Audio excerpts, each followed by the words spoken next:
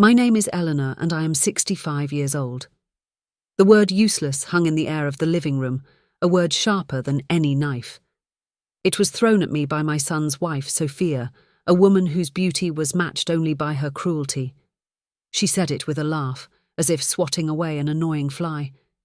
In that moment, something inside me, something that had been dormant for 40 years, finally broke. I packed a single bag, walked out of the home I had built with my own hands, and disappeared. They thought I had crumbled. They thought I had run away to wither in some lonely corner. They had no idea that a week later, their maid would be screaming my name, her eyes glued to the television, as they discovered that the useless old woman they had discarded was a secret the world was dying to know. For 30 years, I was the perfect mother, the perfect wife. My late husband, Thomas, was a brilliant but impractical professor. He lived in a world of books and ideas. I was the one who managed our world. I stretched every penny, turned our small savings into a comfortable life, and raised our son, Leo, to be a good man. Or so I thought. I was the foundation of our family, the invisible force that kept everything running smoothly. My life was a quiet tapestry of loving service. Thomas passed away 5 years ago, leaving me with a beautiful home and a heart full of memories. A year later, Leo married Sophia. She was like a hummingbird, vibrant, beautiful, and always darting towards the next shiny object. She was a fashion blogger, a world away from my quiet life of gardening and reading. I welcomed her with open arms. I taught her my mother's recipes. I gave her my own wedding pearls. I wanted to be the mother-in-law she never had. I was so naive. They moved in with me after the wedding. "Just until we get on our feet, Mum," Leo had said. But weeks turned into months, and months turned into 4 years. My home became their home. My car became their car. My savings account became their personal expense fund. Sophia quit her blog, saying the creative pressure was too much. Leo was a junior marketing associate at a firm where he never seemed to get a raise. Yet, they lived a life of luxury. Sophia's clothes were all designer labels. Their weekends were spent at expensive brunches and 5-star getaways. They redecorated my classic, comfortable home with cold, minimalist furniture that looked like it belonged in a modern art gallery. My antique furniture, pieces my husband and I had collected over a lifetime, were relegated to the attic, dismissed by Sophia as clutter. "Oh, Eleanor, you just don't understand modern aesthetics," she would say with a condescending smile, holding up a cushion that cost more than my monthly grocery bill. I said nothing. I swallowed my pride. I did it for Leo. I saw the conflict in his eyes, the way he would avoid my gaze when Sophia made a particularly cutting remark. He was weak, caught between the mother who had given him everything and the wife who demanded even more. My life became a quiet servitude. I was their unpaid cook, their maid, their chauffeur. I would wake up at dawn to make them gourmet coffee while they slept in until 10. I would clean the house they dirtied, cook the meals they often criticized. "A little heavy on the salt, Eleanor," and then quietly retreat to my small bedroom, the only space in the house that still felt like mine. Inside that room was my sanctuary, a small locked study that had once been my husband's. Sophia called it the junk room and constantly pestered me to clear it out. "We could turn it into a yoga studio, Eleanor," she'd exclaim. They had no idea what was inside. Inside that room was my other life, my real life. For 40 years, since before I even met Thomas, I had been writing, not under my own name, but under a pseudonym, Viridia.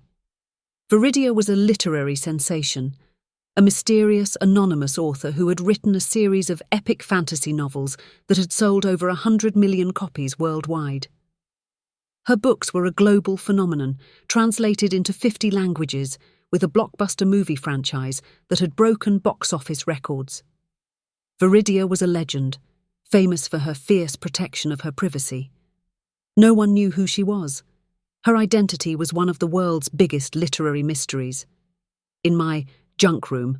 I was not Eleanor, the useless mother-in-law. I was Viridia, a creator of worlds, a storyteller who captivated millions. The late-night journaling Sophia mocked was me crafting my next bestseller. The mysterious calls from my old college friends were conversations with my agent in New York, a formidable woman named Diana. The small inheritance from my parents that Sophia thought she and Leo were slowly draining was actually a vast fortune, continuously replenished by royalties that were deposited into a series of trusts and accounts she had no idea existed. I lived this double life for years, content in my anonymity.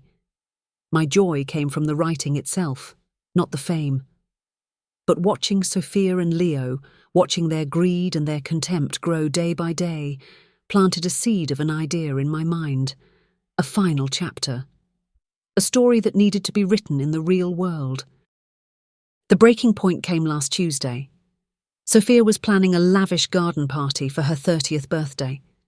The guest list was a who's who of the city's young and trendy, people who looked right through me when they visited. The budget for the party was astronomical, and it was all being funded by a small loan I had given Leo for his car repairs.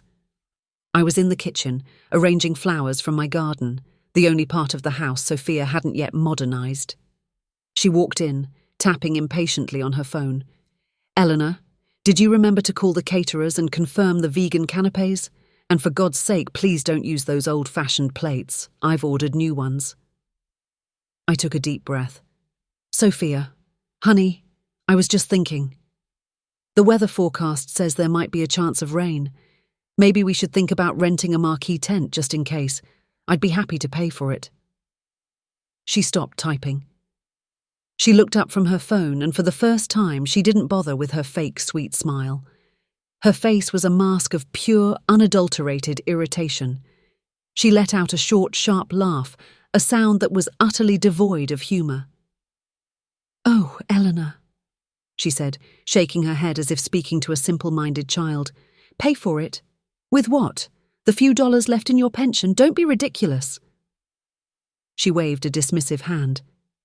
"Just focus on not getting in the way. Arrange the flowers, make sure the house is clean, and stay in your room during the party. Your only job is to be quiet and, for once in your life, not be completely and utterly useless." Useless. The word echoed in the sudden silence of the kitchen. It was not shouted.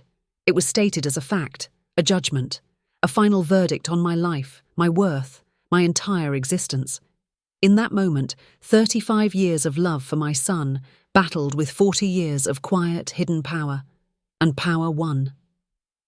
I looked at her, this beautiful, cruel parasite who had been feeding on my life, and I felt nothing. No anger, no sadness, just a profound, chilling clarity. The story was ready for its climax. I didn't say a word. I just nodded, turned, and walked out of the kitchen. I went to my room and packed a small overnight bag. Leo saw me at the door. "Mum, where are you going?" he asked, a flicker of alarm in his eyes.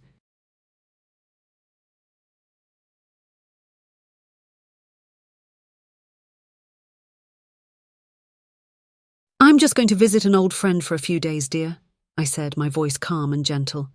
"I feel a little useless around here. I think I need a change of scenery." He looked relieved. "Oh, okay. Well, have a good time." He didn't ask which friend. He didn't offer to drive me. He just watched me walk out the door, a temporary inconvenience removed. I didn't go to a friend's house. I took a taxi to the airport. I flew first class to New York. I checked into a penthouse suite at the Four Seasons overlooking Central Park. I called my agent. "Diana," I said, looking out at the glittering skyline of a world that was mine to command. "It's time. Book the interview. The exclusive. I'm ready to introduce Viridia to the world." For a week, I was a ghost. My phone was turned off. Leo and Sophia probably didn't even notice I was gone for more than a day. They were too busy planning their party, living in my house, spending my money, celebrating my absence. They were living in the quiet before the storm. They had no idea that a hurricane named Viridia was about to make landfall. right in the middle of their perfect stolen lives. The week I spent in New York was a rebirth. The quiet, invisible Eleanor, the useless mother-in-law, was shed like a skin. I was Viridia. My days were a whirlwind of meetings with my publishers, consultations with a high-end styling team, and strategy sessions with Diana and a public relations firm that specialized in handling global media events. "Are you absolutely sure about this, Eleanor?" Diana asked me, her sharp eyes studying my face as we sat in her sprawling corner office. "For 40 years, your anonymity has been your shield. Once you step into the light, you can never go back into the shadows." "I'm not going back, Diana," I said, my voice firm. The shadows were a comfortable place to write, but they also became a place to hide. I let myself become invisible in my own life. It's time to become visible again. The plan was for a single, 90-minute primetime special on the country's biggest television network. Viridia, the face behind the fantasy. It was the most anticipated literary event of the decade. The network was promoting it with the kind of fervour usually reserved for a royal wedding. Teasers ran every hour. The biggest secret in publishing, the face of a legend, revealed at last. The world was buzzing. My styling team transformed me. The simple, practical clothes I wore at home were replaced by elegant, custom-made suits in deep jewel tones. My greying hair was styled into a sophisticated silver bob. They wanted to put me in heavy makeup, but I refused. "The world needs to see a 65-year-old woman, not a porcelain doll," I told them. My strength wasn't in my youth. It was in my story, etched into the lines on my face. The interview was pre-taped 2 days before it was set to air. The host was a world-renowned journalist named Catherine Vance, a woman known for her intelligence and empathy. She was a fan of my books, and her questions were insightful. She asked me about my inspiration, about the worlds I had built. I spoke of love, of loss, of the eternal struggle between light and darkness. I spoke of the power of storytelling. Then she leaned forward, her expression gentle. "Viridia, or if I may, Eleanor, for 40 years, you have been a ghost. Why reveal yourself now? Why give up the privacy you have guarded so fiercely?" I took a breath. This was the moment. The camera zoomed in on my face. "Because," I began, my voice clear and steady, "a story is only truly powerful when it is shared. And I realized I had been living a story, my own story in silence. I was told recently by someone, very close to me, that I was useless, and it made me realize that usefulness is a matter of perspective.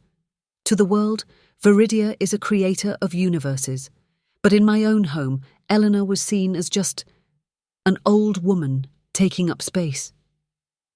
I didn't say it with anger. I said it with a quiet, profound sadness that was far more damning. I decided it was time to integrate my two worlds, to show that a woman can be a quiet gardener, a loving mother, and a titan. To show that value isn't always visible to those who are too blind to see it. The interview was powerful. It was emotional. It was, as my PR team later told me, television gold. The night the special was set to air, I was back in a hotel, this time in my own city, just a few miles from my home. I had instructed my lawyer to be on standby. I had a small team of movers ready. The final act was in motion. Back at the house, Sophia's birthday party was in full swing. I knew from the credit card alerts that pinged my secret phone that she had spared no expense. A string quartet played in the garden. Waiters in tuxedos served champagne and hors d'oeuvres. Sophia was the queen of her castle, resplendent in a glittering designer gown. Leo was by her side, the proud consort. They were celebrating their victory, their perfect life, finally free from the useless old woman who had been a burden for so long. They were laughing with their friends, accepting compliments on their beautiful home and garden when it happened. Maria, the maid they had hired for the evening, a woman I had always treated with kindness and respect, was in the living room, clearing glasses. The huge wall-sized television was on, tuned to the network broadcasting my interview. Maria wasn't really paying attention until the host said, "And now, the moment the world has been waiting for, the face of Viridia."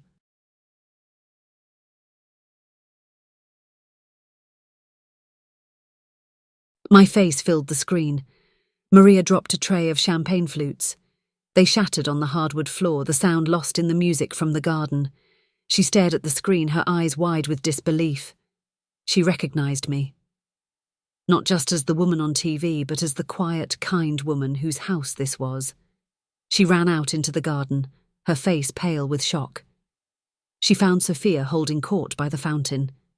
"Ma'am," Maria stammered, pointing back towards the house. "Ma'am, you need to see this. It's your mother-in-law. She's on TV."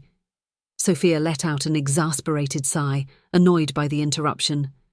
"Maria, what are you talking about? Eleanor is probably at some dreary bingo night with her old friends. Don't be ridiculous." "No, ma'am, you don't understand," Maria insisted, her voice trembling. "It's a special. They're saying she's Viridia." The name hung in the air. Viridia.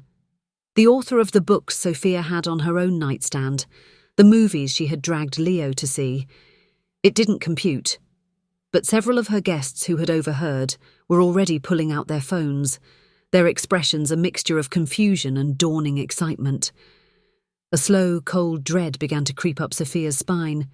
She, followed by a confused Leo and a crowd of curious party guests, walked into the living room just as the camera zoomed in on my face and the words, "Eleanor Vance, Viridia," appeared on the screen. The room fell silent. The music from the garden seemed to fade away. All that could be heard was my voice coming from the television, calm, eloquent, and powerful. Sophia stared at the screen, her wine glass slipping from her numb fingers. Her perfectly made-up face was a mask of horror. Leo looked from the television to Sophia and back again, his mind unable to bridge the gap between the useless mother he knew and the literary goddess on the screen. And on the television, I was telling the world about the importance of seeing the true value in people, especially the quiet ones who are so often overlooked. The party was over. Their world was over. And they didn't even know the worst was yet to come. The television interview was not the end of my revenge. It was just the opening act. The real reckoning was scheduled for the morning.